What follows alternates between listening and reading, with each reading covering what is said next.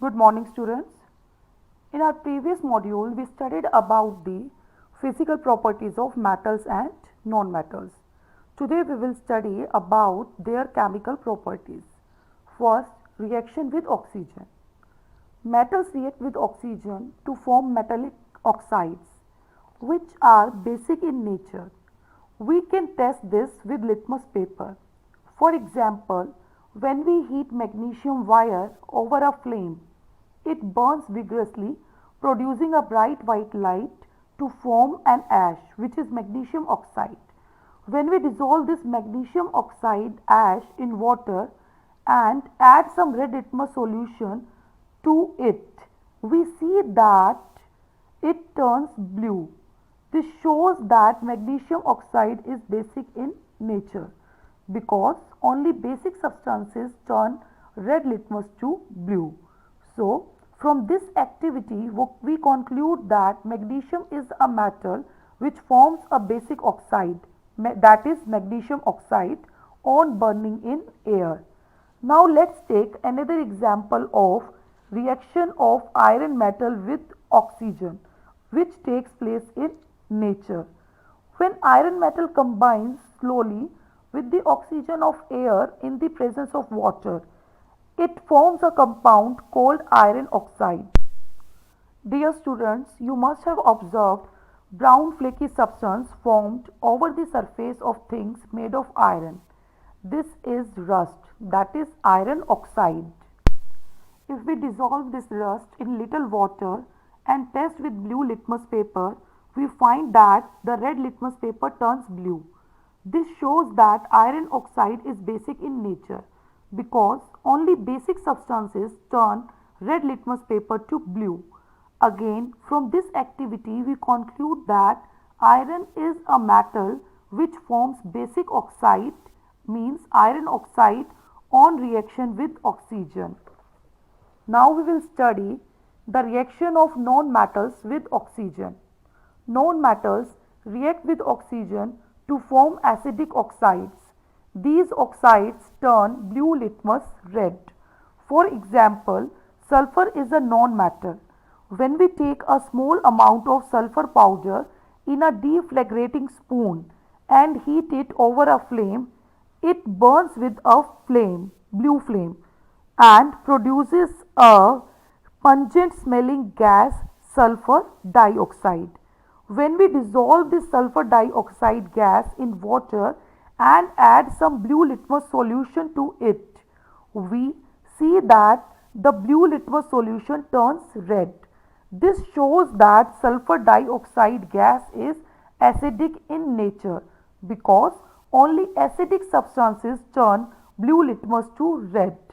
From this, we conclude that sulfur is a non-metal which forms an acidic oxide, sulfur dioxide, on burning in air. Now we will study the next chemical property, that is reaction with water. When a metal reacts with water, then a metal hydroxide and hydrogen gas are formed. Some metals react vigorously even with cold water. Some metals react with hot water, some metals react with steam, whereas some metals do not react even with steam. For example, sodium is a very reactive metal. It reacts violently even with cold water and catches fire. So, to prevent its reaction with water and air, it is always stored in kerosene.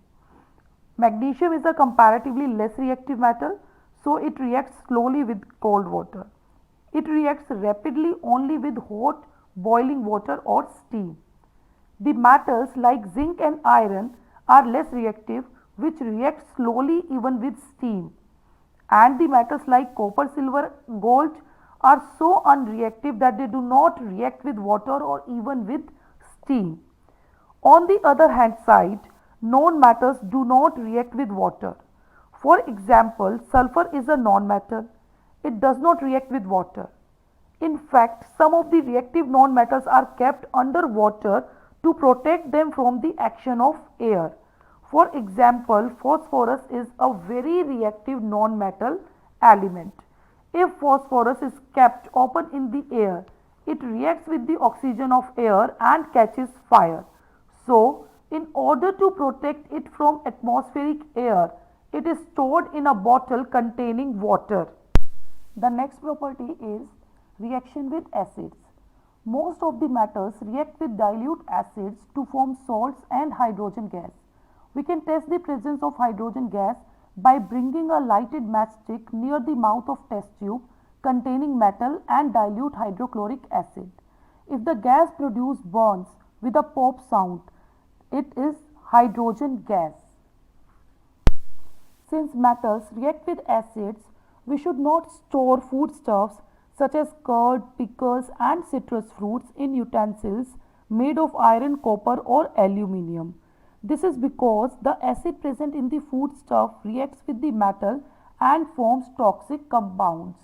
On the other hand side, non-metals generally do not react with dilute acids. Now the next property is reaction with bases. Some metals like zinc and aluminium react with bases like sodium hydroxide to form salts and hydrogen gas, whereas some non-metals react with bases but no hydrogen gas is produced in that case. The reactions of non-metals with bases are very complex. Now we will study about the displacement reactions. But before we study the displacement reactions of metals, we should know the reactivity series of metals.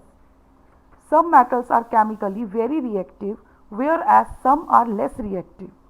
On the basis of vigor of reactions of various metals with oxygen, water, and acids, the metals have been arranged in a group according to their chemical reactivities. The arrangement of metals in a vertical column in the order of decreasing reactivities is called the reactivity series of metals.